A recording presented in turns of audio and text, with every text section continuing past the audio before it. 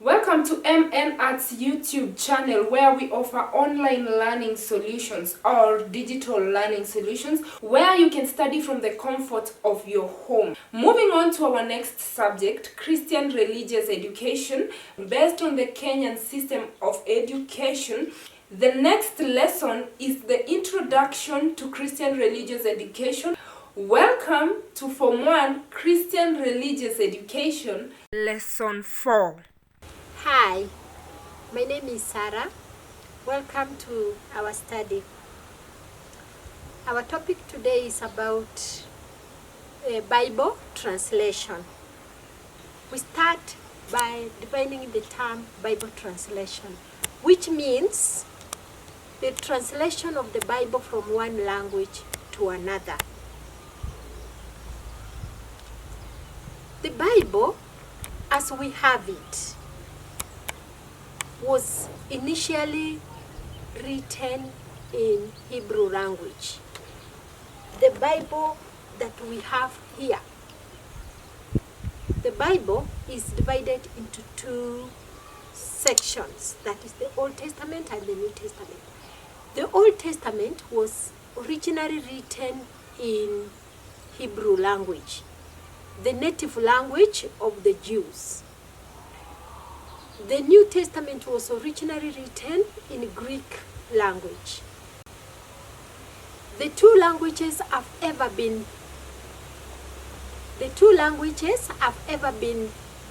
translated into other languages as we have them today.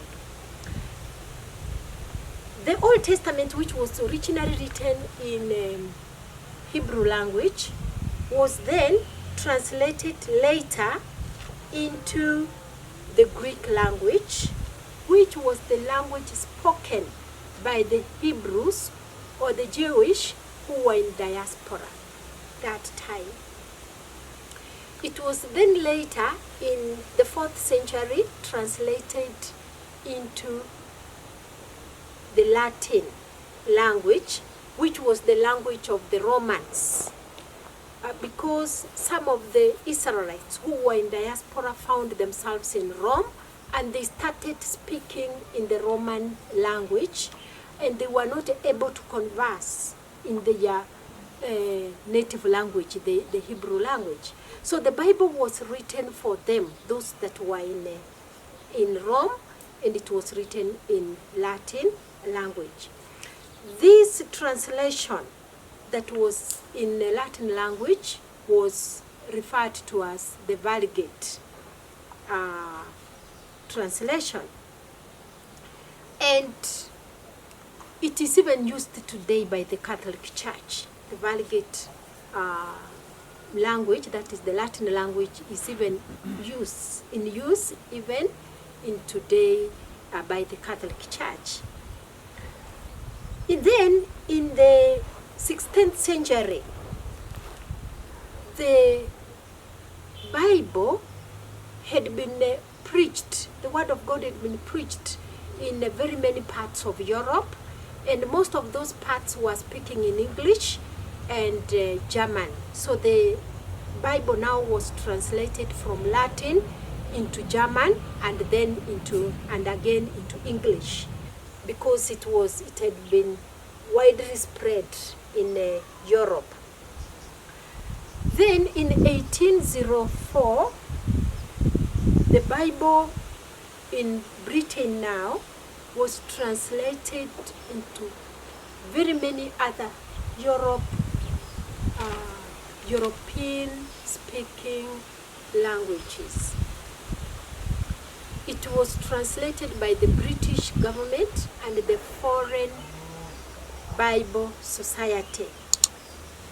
The translation was done from English into other languages, European languages, to reach the many Christians that were found in Europe.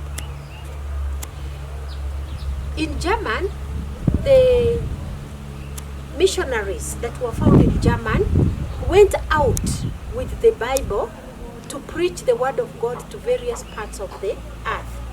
Among the missionaries that went out to preach was John Ludwig Kraft, who came to the East African coast to preach the word of God. And he came with the Bible written in German language. When he came to the East African coast, he found the people of the coast speaking in Kiswahili, and he learned the Kiswahili and translated the Bible from German to Kiswahili. And that was the first African Bible, translated Bible. From then, the Bible has been translated into various local languages. The Kiswahili translation has ever been translated into the local languages, that is the Kikuyu in 1951. 1956, we had the Kamba Bible. Then in 1964, we had the Meru translation. In 1968, the Bible was translated into Kalenjin language. In 1974, it was translated into Luya language. Then 1977, it was translated into the modern Kiswahili fashion.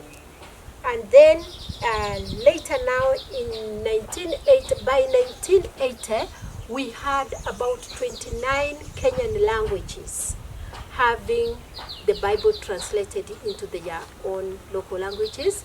And then in up to then later, we had even the minority, the small ethnic groups having the Bible being translated into them.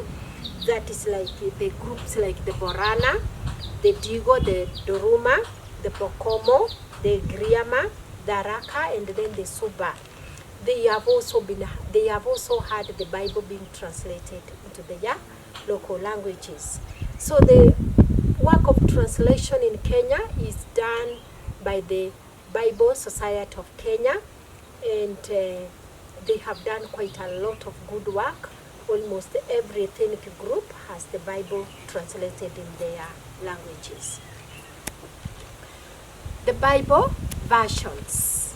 The versions that are in use today have been written by different groups to make various groups of people understand the Bible better. This is the style in which the Bible is written, simplified, so that people can understand the concept without altering the original or the initial meaning.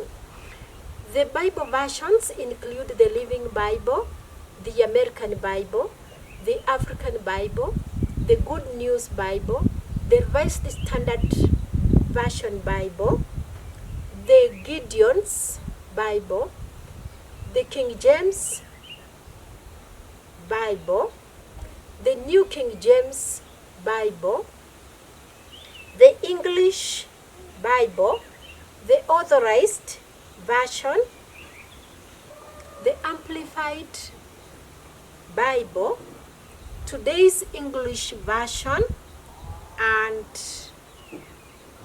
the Jerusalem Bible. Those are the Bible versions that we have today. The Bible translations, as I've said, they maintain the original meaning. They have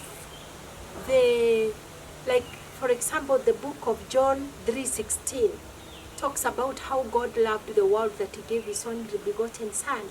If you open the Living Bible and you read that version, that verse, then you read the African Bible, the Revised Standard Version, all these ones, you will find out that the meaning is the same, but the wording is very different.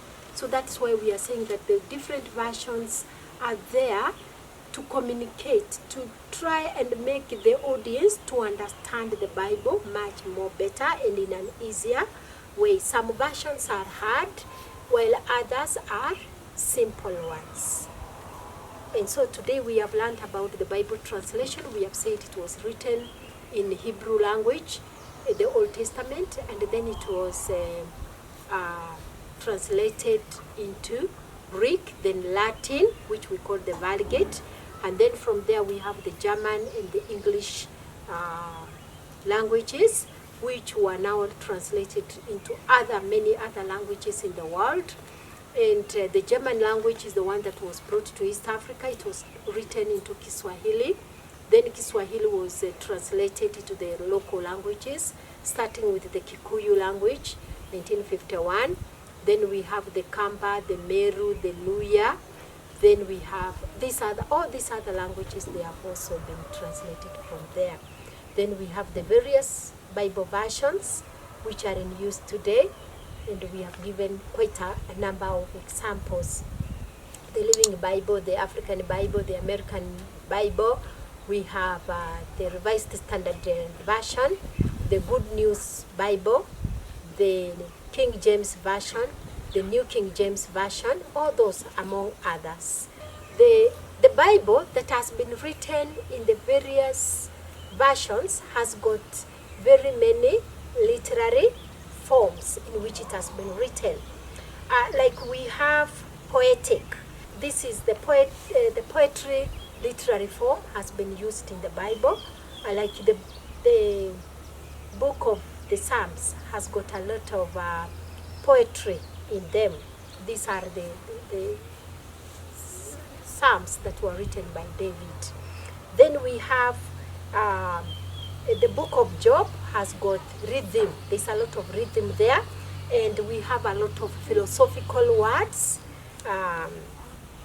and metaphors. Similes and metaphors have been used in the book of Job. Then we have other literary forms. We have the prose, which has been used in the Leviticus, in the book that is containing a lot of law. There's a lot of prose that has been used there. We have prophetic speeches that have been used by the prophets, like Jeremiah. We have prayers. It's another form, literary form that is used in the Bible.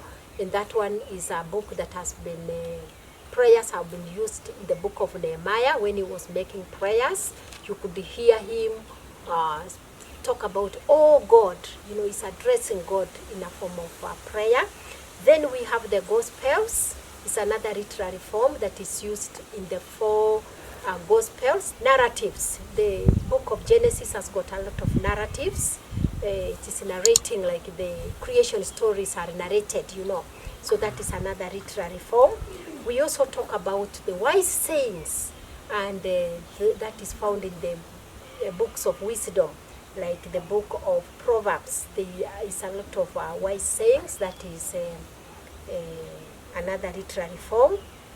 We have love songs that are used in the Songs of Solomon. They are so much about love, and that is another literary form. We also have the letters or the epistles, which we said earlier that we have the Pauline letters, and we have the general letters, which are also called the Catholic letters or the pastoral letters. And so those are the various literary forms. We may also not leave out the religious events that is contained in the book of Exodus. Otherwise, thank you for joining me for this lesson. We're very grateful that you found time to watch our content. Kindly press the subscribe button down there and leave a like if the content was helpful to you. Join us in the next lessons. Thank you.